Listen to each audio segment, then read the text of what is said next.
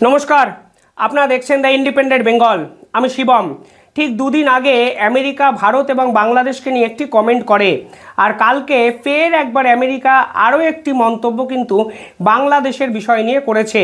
এই দুটো মন্তব্য যদি পাশাপাশি রাখেন, দেখবেন সম্পূর্ণ 180 ডিগ্রি ভোল পাল্টে ফেলেছে আমেরিকা যুক্তরাষ্ট্র। এবং বাইডেন প্রশাসনের পক্ষ থেকে যে প্রেস রিলিজ করা হয়েছে, সেখানে যে কথাগুলো তারা বলেছে, তাতে হয়তো দিনের শেষে এটা প্রমাণিত হয় বাইডেনও হয়তো এবার তার নিজের ভুলটা বুঝতে শুরু করে দিয়েছে। অর্থাৎ সেই প্রসঙ্গে শেখ হাসিনার কথা আসে, সেই প্রসঙ্গে শেখ হাসিনাকে সরিয়ে মোহাম্মদ ইউনূসের অন্তর্বর্তীকালীন সরকারের কথা আসে, আইন শৃঙ্খলার কথা আসে। অর্থাৎ একাধিক বিষয়কে কালকে আমেরিকা রীতিমতো উত্থাপন করে তারা কার্যত স্বীকার করে নিচ্ছে মোহাম্মদ ইউনূসকে বসানো হয়তো বাইডেন প্রশাসনের অন্যতম বড় ভুল। কেন বললাম এ কথা? কিন্তু তার আগে বলি, হঠাৎ করে আমেরিকা 180 ডিগ্রি কেন ভোল পাল্টে নিল। কিছুদিন আগে আমেরিকার পক্ষ থেকে একটি প্রেস কনফারেন্স করা হয়েছিল। আমি আমার ভিডিওতে বিশ্লেষণ করে বলেছিলাম এই প্রেস কনফারেন্স কিন্তু ভারতবর্ষ কোনোভাবেই মেনে নেবে না। সেই প্রেস কনফারেন্সে ওরা এক অদ্ভুত কথা বলে বসে। আমেরিকার পক্ষ থেকে বলা হয় ভারত এবং বাংলাদেশের ইন্টারনাল যে সমস্যা, তা যেন তারা দুপক্ষে কথা বলে মিটিয়ে নেয়। প্রথম কথা, ভারতকে ডিকটেট করার আমেরিকা কেউ নয়। ভারতকে ডিকটেট করার বাইডেন প্রশাসনের বর্তমান কোনো লাইসেন্স আছে বলে আমার জানা নেই। কারণ ডোনাল্ড ট্রাম্প ক্ষমতায় বসার আগে এই বাইডেন প্রশাসনের যে সরকার বা এই যে পুরো গভর্নমেন্টটা চলছে, তা কিন্তু পুরো অস্থিতিশীল একটা জায়গায় চলছে। কোন আধিকারিক কি বলছেন, কোন আধিকারিক কেন কথা বলছেন, তারা নিজেরাই বুঝতে পারছেন না।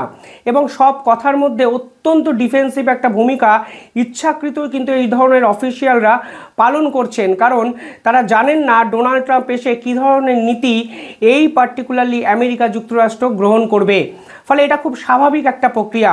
কিন্তু এই ডিফেন্সিভ খেলতে গিয়ে তারা ভারতকে বকলমে অপমান করে বসে। কারণ বিশ্বের অন্যতম বৃহত্তম একটি অর্থনৈতিক দেশ ভারতবর্ষ শুধুমাত্র অর্থনীতিতে বলবান নয়, সামরিক দিক দিয়েও কিন্তু বিশ্বের অন্যতম সেরা শক্তিশালী একটি দেশ ভারত। এবং সেখানে দাঁড়িয়ে আমেরিকা ভারতকে কার্যত অ্যাডভাইস দিচ্ছে তারা যেন বাংলাদেশের সঙ্গে কথা বলে সমস্যা মিটিয়ে নেয়। আর এটাই কিন্তু ভারতবর্ষ ভালো করে নেবে না, এটাই স্বাভাবিক। পাল্টা বিশেষজ্ঞরা একাধিক কথাও বলেন। ধরুন, কালকে ভারতের বিদেশ মন্ত্রক হঠাৎ করে একটা অনাকাঙ্ক্ষিত একটা মন্তব্য করে বলে বসলো আমেরিকা যদি চায় তাহলে রাশিয়ার সঙ্গে সম্পর্ক মিটিয়ে নিক। কারণ বিশ্বেতে এখন রাশিয়া এবং আমেরিকা যদি একসঙ্গে কাজ করে তাহলে ওভারঅল ডেভেলপমেন্টের ক্ষেত্রে পৃথিবীর ভালো। এই রকম মন্তব্যকে আমেরিকা যুক্তরাষ্ট্র ভালো করে মেনে নিত? এই প্রশ্ন কিন্তু বিশেষজ্ঞরা তুলে দিয়েছেন। অর্থাৎ কোনো ক্ষেত্রেই প্রভাবশালী দেশ অন্য আর একটা ক্ষুদ্র ছোট্ট পুচকে দেশের সঙ্গে একই সূত্রে বা একই সারিতে বসতে পারে না। হ্যাঁ, প্রভাবশালী দেশের কিছু দায় আছে, দায়িত্ব আছে। আর দায়িত্ব আছে বলেই বাংলাদেশের লাগাতার উস্কানির পরও ভারতবর্ষ কিন্তু এখনও কাইন্ডনেস দেখাচ্ছে, এখনও স্লো বাট স্টেডিতে বিভিন্ন পদক্ষেপ নিতে এগিয়ে চলছে। কিন্তু এর মানে এ নয় যে যারা ক্রমাগত ভারতকে হুমকি দিয়ে যাচ্ছে, হুঁশিয়ারি দিয়ে যাচ্ছে, এমনকি 4 দিনের মধ্যে কলকাতা দখল করবে বলছে, 15 দিনের মধ্যে বাংলা, বিহার, উড়িষ্যা দখল করে বলছে, তাদের সঙ্গে আলোচনার টেবিলে বসে ভারত এবং বাংলাদেশের সম্পর্ক একসঙ্গে মসৃণ গতিতে ফিরিয়ে আনা সম্ভব। অর্থাৎ আমেরিকার এই ধরনের সিদ্ধান্তের তীব্র সমালোচনা কিন্তু ভারতের পক্ষ থেকে করা হয়। আর পাল্টা হিসাবে ভারতবর্ষ কিন্তু অত্যন্ত ধুরন্ধর একটা জিওপলিটিক্যাল মুভ খেলে দেয়। রাজনাথ সিংকে তারা রাশিয়া সফরে পাঠিয়ে দেন এবং আপনারা যদি পুরো সফরটা বিশ্লেষণ করে দেখেন তাহলে দেখবেন এই রাশিয়া এবং ইউক্রেন যুদ্ধের মাঝেও পুতিন নিজে রাজনাথ সিংয়ের সঙ্গে দেখা করেন। আর এখানেই হয়তো আমেরিকা যুক্তরাষ্ট্রের বিভিন্ন সংবাদ মাধ্যম চমকে যায়। পুতিন সাধারণত দেখা করেন দেশের রাষ্ট্রনায়কদের সঙ্গে, মানে ধরুন নরেন্দ্র মোদী গেল, পুতিন দেখা করতে পারেন। ব্রিক্সের সম্মেলনে চায়নার প্রেসিডেন্ট গেছিলেন, সেখানে পুতিন হাজির ছিলেন। কিন্তু রাজনাথ সিং, যিনি কিনা ভারতের প্রতিরক্ষা মন্ত্রী, তাকে এতটা নাম্বার দেওয়া, তাকে এতটা সম্মান করা, তা কিন্তু পুতিন করতে পারেন অনেকেই হয়তো ভাবেননি। কিন্তু পুতিন কিন্তু রাজনাথ সিংয়ের সঙ্গে শুধু মিটিং করেন তা নয়, রাজনাথ সিংয়ের সঙ্গে একাধিক চুক্তিও সেই সফরে কিন্তু কমপ্লিটলি ক্লোজ করে ভারতবর্ষ। আর এখানেই কিন্তু রাশিয়ার ওয়েস্টার্ন মিডিয়া দ্য ইন্ডিপেন্ডেন্টের মতো মিডিয়া লেখে যে ভারত এবং রাশিয়ার সম্পর্ক ডিপেস্ট অফ দ্য ডিপেস্ট, অর্থাৎ সমুদ্রের গভীরতার থেকে অত্যন্ত গভীরতম একটা সম্পর্ক, যা কোনোভাবেই কিন্তু আমেরিকা মেনে নেবে না। তারা এক স্টেপ এগিয়ে লেখে ইউক্রেন যুদ্ধের মধ্যেও রাশিয়ার সঙ্গে সম্পর্ক ভালো করার চেষ্টা করছে ভারতবর্ষ, অর্থাৎ সম্পর্ক ভালো করতে হচ্ছে না, সম্পর্ক তো ছিলই, উল্টে আরও উন্নত করার চেষ্টা করা হচ্ছে। কারণ হিসাবে একটাই, কারণ সাম্প্রতিক সময় আমেরিকা যে দ্বিচারিতা অন্তত বাংলাদেশ এবং সংখ্যালঘু নিয়ে করছে তা কিন্তু কোনোভাবেই ভারতবর্ষ মেনে নিচ্ছে না। আর এই বার্তা দেওয়ার পরের দিনই বাইডেনের প্রশাসনের পক্ষ থেকে একটি প্রেস কনফারেন্স করা হয় এবং তারা সরাসরি ফের একবার মোহাম্মদ ইউনূসের নীতি নিয়ে প্রশ্নচিহ্ন তোলে, মোহাম্মদ ইউনূসের ব্যর্থতা নিয়ে কথা বলে, শেখ হাসিনার সময়কে তারা টেনে আনে, সংখ্যালঘুর উপর অত্যাচার নিয়ে তারা কথা বলে, আইন প্রশাসনের বিভিন্ন দুর্নীতি নিয়ে তারা কথা বলে। অর্থাৎ কে বলে জিও পলিটিক্সে ডিপ্লোম্যাসির কোনো জায়গা নেই? ভারতবর্ষ যে ডিপ্লোম্যাটিক পদক্ষেপটা নিল, অর্থাৎ রাশিয়ার সঙ্গে ভালো সম্পর্ক তৈরি করে আমেরিকাকে যে পাল্টা চাপ তারা দিল, এর ফলেই বাইডেন প্রশাসন সম্পূর্ণভাবে 180 ডিগ্রি ঘুরে গেল। অর্থাৎ ডিফেন্সিভ একটা মুভ থেকে আল্ট্রা ডিফেন্সিভ এবং অ্যাটাকিং একটা মুভের জায়গায় কিন্তু বাইডেন প্রশাসনের পক্ষ থেকে যাওয়া হলো, যা নিঃসন্দেহে ভারতের এক কূটনৈতিক জয় বলেই বিশেষজ্ঞরা মনে করছেন। কালকে কি বলেছেন তারা? সরাসরিভাবে কালকে বাংলাদেশের এই পুরো বিষয়টা নিয়ে আমেরিকা যুক্তরাষ্ট্রের যে প্রতিনিধি, যিনি স্ট্র্যাটেজিক কমিউনিকেশন কোঅর্ডিনেটর জন কার্বি, একটি প্রেস কনফারেন্স করেছিলেন। সেখানে তিনি বলেন, আমরা খুব নিবিড়ভাবে বাংলাদেশের সংখ্যালঘু পরিস্থিতি পর্যবেক্ষণ করছি এবং প্রেসিডেন্ট বাইডেনও তা নজরে রাখছেন। মনে রাখুন, এই প্রথম কিন্তু তারা বাইডেন যে নজর রাখছে সে কথা তারা অফিসিয়ালি জানালো। অনেকে ভাবছিলেন বাইডেন 20 জানুয়ারির পর চলে যাবেন, বাইডেন পুরো বিষয়টা থেকে একটু উদাসীন, বাইডেন সিরিয়াতে যে মাস্টার স্ট্রোকটি খেলে দিয়েছেন এরপরে বাংলাদেশ নিয়ে ভাবার কোনো সময় নেই। কিন্তু এবার বাইডেনের প্রতিনিধি এসে সরাসরি তারা বললেন বাইডেনও সংখ্যালঘু ইস্যু খুব ক্লোজলি অবজার্ভ করছে। দেখুন, অবজার্ভ করা ছাড়া কিন্তু আর কোনো উপায়ও তাদের কাছে নেই। কারণটা কি? কারণটা হলো কিছুদিন আগে যে ইউরোপিয়ান ইউনিয়ন তারা কিন্তু সতর্ক করে দিয়েছে বাংলাদেশকে। ব্রিটেনের পার্লামেন্ট কার্যত উত্তাল হয়েছে বাংলাদেশের সংখ্যালঘু ইস্যুতে।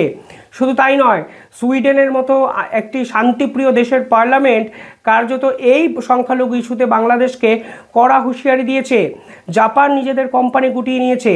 ভারতবর্ষ বিভিন্ন প্রভাব খাটিয়ে সংখ্যালঘু ইস্যু মিটমাট করার চেষ্টা করছে।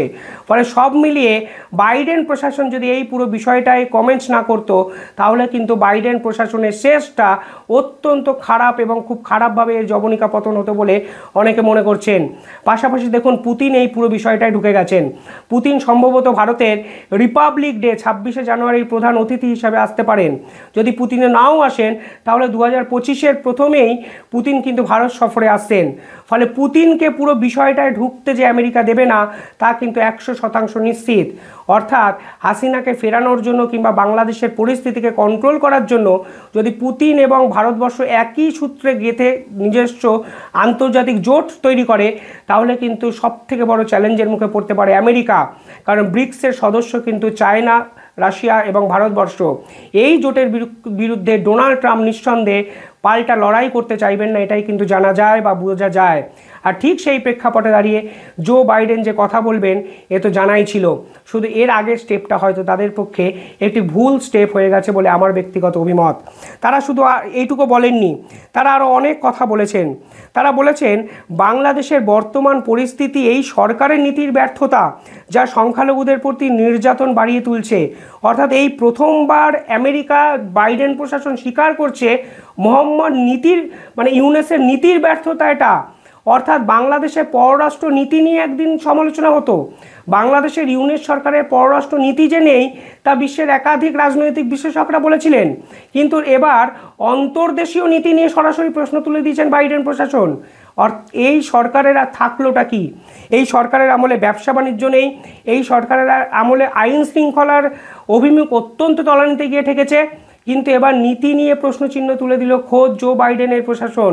অর্থাৎ এক্ষেত্রে সংখ্যালঘু ইস্যুটা যে আন্তর্জাতিক একটা ইস্যু হয়ে গেছিলো, তা কিন্তু এর আগে যেভাবে আমি বলেছিলাম আজকেও কিন্তু বলতে বাধ্য হচ্ছে এবং কার্যত স্বীকার করতে হবে যে এই সংখ্যালঘু ইস্যু যতই বাংলাদেশ সরকার নিজেদের অন্তর্দেশীয় বা নিজেদের আভ্যন্তরীণ ইস্যু হিসাবে এস্টাবলিশ করার চেষ্টা করুক না কেন, তা কিন্তু কোনোভাবেই আজ ইন্টারনাল ইস্যু বলে নেই। কারণ একটা দেশ কমপ্লিটলিভাবে ফেল করেছে। আনফর্চুনেটলি সামাজিক একটা অধঃপতন অবক্ষয় হয়ে গেছে 3 মাসে। তার জন্যই বিশ্বের একাধিক প্রভাবশালী দেশ এই পুরো বিষয়টাকে ক্র্যাশ করার চেষ্টা করছে। শুধু তাই নয়, আরও অনেক মন্তব্য করেছে আমেরিকা। আমি একটু ছোট্ট করে আপনাদের বলে দেওয়ার চেষ্টা করি যে মন্তব্যগুলো অত্যন্ত গুরুত্বপূর্ণ আমার মনে হয়েছে। তিনি লিখেছেন 2020 সালের মার্কিন প্রেসিডেন্ট নির্বাচনে ডোনাল্ড ট্রাম্পও কিন্তু পার্টিকুলার এই বিষয়ে সমালোচনা করেছেন। এই বিষয়টি কিন্তু সরকারের একটি নীতির ব্যর্থতা। শুধু তাই নয়, পরবর্তীকালে তিনি লিখেছেন বাংলাদেশের নিরাপত্তা পরিস্থিতি সাম্প্রতিক সময় সংকটজনক হয়ে উঠেছে, বিশেষ করে প্রধানমন্ত্রী শেখ হাসিনার ক্ষমতাচ্যুতির পর। অর্থাৎ আমেরিকার মুখে এই প্রথম 3 মাসে কিন্তু শেখ হাসিনার প্রসঙ্গ উঠে এলো, যা অত্যন্ত তাৎপর্যপূর্ণ এবং গুরুত্বপূর্ণ বটে। জো বাইডেনের সরকারের প্রতিনিধি জন কার্বি যখন শেখ হাসিনার প্রসঙ্গ উত্থাপন করছেন, তখন মোহাম্মদ ইউনূস ঢাকায় বসে হয়তো বুঝতে পেরেছেন আমার বোধহয় সময়টা সত্যি ফুরাই আইলো, কারণ নির্বাচন তো করতে হবেই। পাশাপাশি আন্তর্জাতিক শক্তি আমার উপর যে চাপ দিতে শুরু করলো, এই চাপের কাছে মাথা নত করা ছাড়া আমার কাছে আর কোনো রাস্তাই খোলা নাই।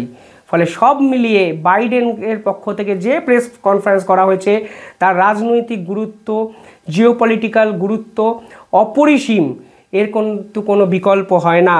পাশাপাশি কি বলা হয়েছে? বলা হয়েছে প্রধানমন্ত্রী শেখ হাসিনার ক্ষমতাচ্যুতির পর দেশের আইন শৃঙ্খলা বাহিনী, নিরাপত্তা বাহিনী দক্ষতার উন্নতির জন্য আমরা বাংলাদেশ সরকারের সঙ্গে কাজ করেছি। আর এখানেই পাল্টা প্রশ্ন আসে, বাংলাদেশ সরকারটা চালাচ্ছিল কে? বাংলাদেশ সরকার চালাচ্ছিল সেনাবাহিনী। আইন শৃঙ্খলার উন্নতি কিন্তু সেনাপ্রধানের কাজ। সেখানে আমেরিকা বলছে আমরা আইন শৃঙ্খলা উন্নতির জন্য, সেনাবাহিনীর উন্নতির জন্য আমরা একসঙ্গে কাজ করেছি। এখন কি বুঝতে পারছেন ঠিক কেন বাইডেনের সঙ্গে সেনাপ্রধান আমেরিকায় গিয়ে দেখা করেছিলেন? আজকে মনে হয় জলের মতো সব কিছু পরিষ্কার হয়ে গেল। অর্থাৎ বাংলাদেশের এই আইন প্রশাসন, এই বিশৃঙ্খলা, এই যে তীব্র ঝঞ্ঝাট, এর পিছনে যে জো বাইডেনই ছিল, এবং জো বাইডেন ছিল বলেই বাংলাদেশের আইন প্রশাসনকে উন্নত করার চেষ্টা আমেরিকা দিনের পর দিন শেষ 3 মাসে করে গেছে। আজ তারা কিন্তু কার্যত স্বীকার করছে এবং তার জন্যই সেনাপ্রধান কিন্তু আমেরিকায় বাইডেনের সঙ্গে দেখা করেছিলেন। অন্তত বাইডেনের এই স্টেটমেন্টে আজ আন্তর্জাতিক স্তরে কার্যত সমস্ত রহস্য কিন্তু ফাঁস হয়ে গেল। ভারতবর্ষ তো কখনো বলেনি বা আমরা বাংলাদেশের সেনাপ্রধানের সঙ্গে বাংলাদেশের আইন শৃঙ্খলা নিয়ে কথা বলছি। রাশিয়া তো বলেনি, ইউকে তো বলেনি, ইউরোপিয়ান ইউনিয়নের কোনো দেশ তো বলেনি। আমেরিকা বলছে বাংলাদেশের আইন প্রশাসন নিয়ে আমরা শেষ 3 মাসে বাংলাদেশের সঙ্গে কাজ করছি। কেন ভাই? তোমাদের এই দায়িত্ব কে দিয়েছে? দায়িত্ব দিয়েছেন মোহাম্মদ ইউনূস। কারণ মোহাম্মদ ইউনূসকে আবার দায়িত্ব দিয়েছিলেন এই জো বাইডেন। 2 এ 2 4 করাটা আজ হয়তো অত্যন্ত সহজ বলে আমার কাছে বিষয়টা পুরোটাই মনে হচ্ছে। পাশাপাশি তারা একাধিক বিষয় নিয়ে কথা বলেছেন। তারা বিভিন্ন ধর্মের মানুষের নিরাপত্তা নিয়ে কথা বলেছে। তারা বলেছেন বাংলাদেশ আরও শক্তিশালী এবং কার্যকর প্রশাসন হয়তো গঠন করা সম্ভব হবে যদি আইন শৃঙ্খলার অবস্থা বজায় থাকে, যদি সংখ্যালঘুর উপর নিরাপত্তা বজায় থাকে। বিভিন্ন কূটনৈতিক সম্পর্ক তারা যেন সুগঠিতভাবে এস্টাবলিশ করে। অর্থাৎ বাংলাদেশ এই প্রথম যে বিষয়গুলো নিয়ে কথা বলতে শুরু করলো বাংলাদেশের, সেই বিষয়গুলো নিয়ে এর আগে বাইডেন প্রশাসন ছিল নীরব। বাইডেন প্রশাসন ছিল কার্যত চলো যা হবে দেখা যাবে, আমাদের টার্গেট তো সফল হয়েছে, বাংলাদেশ ভার্মে যাক, কেউ কিছু ভাবছে না। কিন্তু আজকের দিনে দাঁড়িয়ে যেহেতু ডোনাল্ড ট্রাম্প ক্ষমতায় আসবে 20 জানুয়ারি 2025, এবং যেভাবে পাল্টা চাপ রাশিয়ার সঙ্গে জোট তৈরি করে ভারতবর্ষ করার চেষ্টা করেছে, তা নিঃসন্দেহে আমেরিকার বাইডেন প্রশাসনকে কিছুটা হলেও কাঁপিয়ে দিয়েছে। এবং তারা আজ স্বীকার করছে সেনাপ্রধানের সঙ্গে কথা বলে তারা বাংলাদেশের আইন শৃঙ্খলা পরিস্থিতিকে সুস্থির করার চেষ্টা করেছে, সুগঠিত করার চেষ্টা করেছে। কিন্তু দিনের শেষে পেরেছে কি? পারেনি বলেই হয়তো আজকে বাইডেন প্রশাসনের এই রকম আত্মসমালোচনা, যেখানে তারা শেখ হাসিনার প্রসঙ্গ ড্রাস্টিক্যালি 3 মাস পরে ফিরিয়ে আনলেন, স্বীকার করলেন শেখ হাসিনা চলে যাওয়ার পর বাংলাদেশ আর বাংলাদেশ নাই, এক ভগ্ন দেশে পরিণত হয়ে যাচ্ছে। আপনারা কি ভাবছেন কমেন্টে নিঃসন্দেহে জানাবেন আপনাদের উত্তর। আর বাইডেন প্রশাসন এতদিন পর রিয়েলাইজ করলেও আমরা কিন্তু 2 মাস আগে থেকেই বলে আসছি, জো বাইডেনের সব থেকে বড় ভুল কিন্তু এই শেখ হাসিনাকে সরিয়ে মোহাম্মদ ইউনূসকে ক্ষমতায় বসানো। শুধুমাত্র ভারত বিরোধিতা করছে বলেই আপনারা মাথায় তুলে হয়তো নাচতে পারেন, কিন্তু ভারত বিরোধিতা করার আড়ালে তারা দেশের একাধিক কঠিন সত্য এবং সমস্যাকে কিন্তু দিনের পর দিন এড়িয়ে যাচ্ছেন, যার রেজাল্ট কিন্তু একদিন বাংলাদেশের মানুষরা ভুগবেনই। কি ভাবছেন আপনারা নিঃসন্দেহে জানাবেন। চ্যানেলটি ভালো লাগলে একটু সাবস্ক্রাইব করে দেবেন। ধন্যবাদ।